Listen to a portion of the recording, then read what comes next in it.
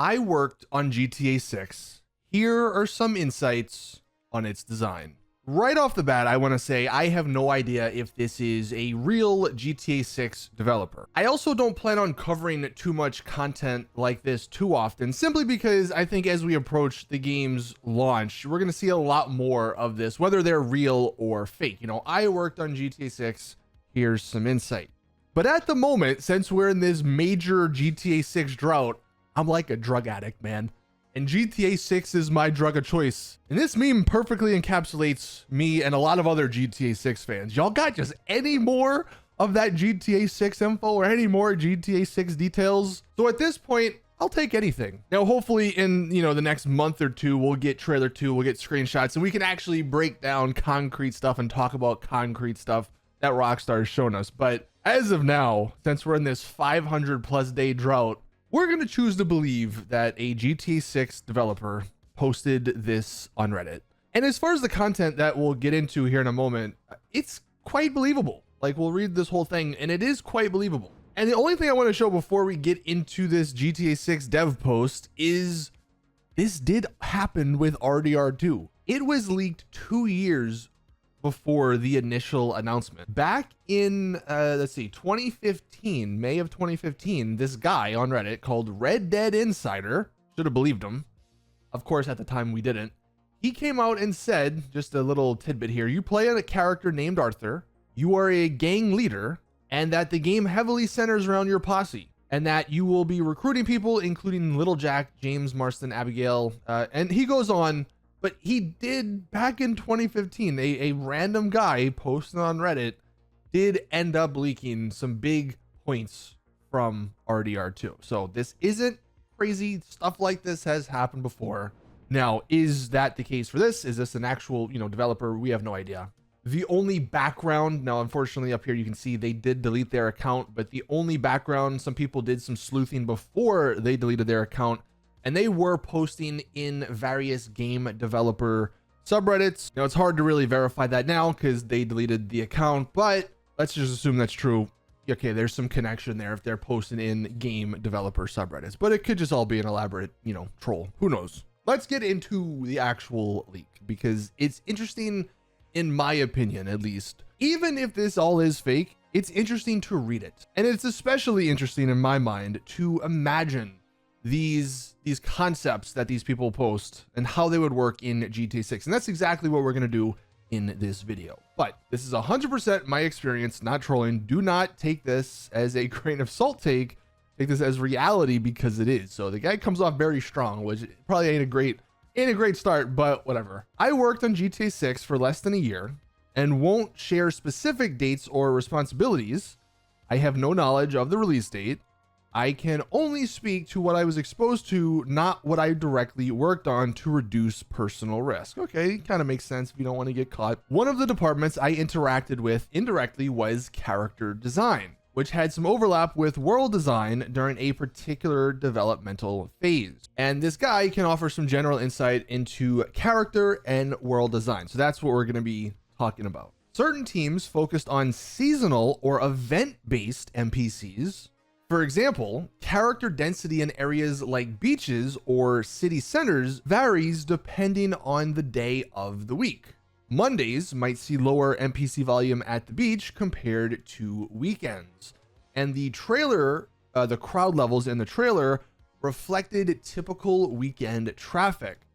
This dynamic applies across various in-game locations. So quickly, going to trailer 1's beach shot, he's saying, this is what the beach would look like on like the weekend when there's a ton of people.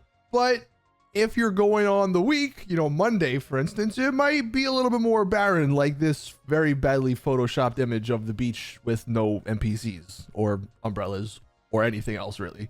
Obviously, it's not gonna be that crazy. You'll still see a couple of people here and there, but that does sound very interesting how you might go from, on the weekend in game to a bunch of people, a bunch of traffic, to during the week, there's less people at some of these touristy areas. Maybe traffic will be lessened during the day of these weekdays.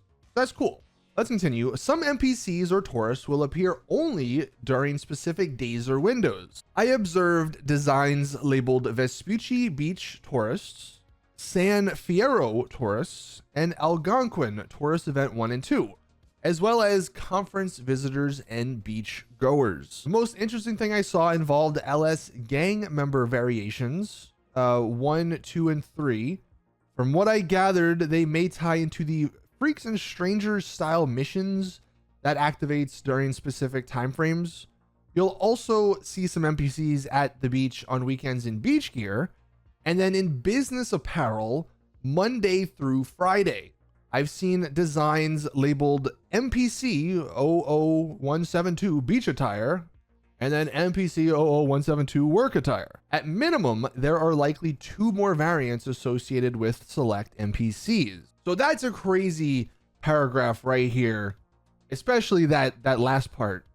Let's touch on this first part here with the tourists. I mean, I think this is just a logical thing for Rockstar to enhance the NPCs and stuff from RDR2 and from previous games. Like, you're gonna see some non-Miami people around the game, especially with San Fierro tourists, you know, Algonquin tourists. That's just a way for Rockstar to add some little throwaway lines, you know, to their dialogue about these locations. Like, we might get, I don't know, some crazy UFO conspiracy stuff from the San Fierro guy, or you might get some, I don't know, maybe you get a little Nico reference with the Algonquin tourists. So I think this first part, okay, that sounds cool, and it's not anything, you know, crazy. Yeah, this second part is kind of nuts if this is what ends up happening, where actual NPCs have an actual routine and they have like a life in the game.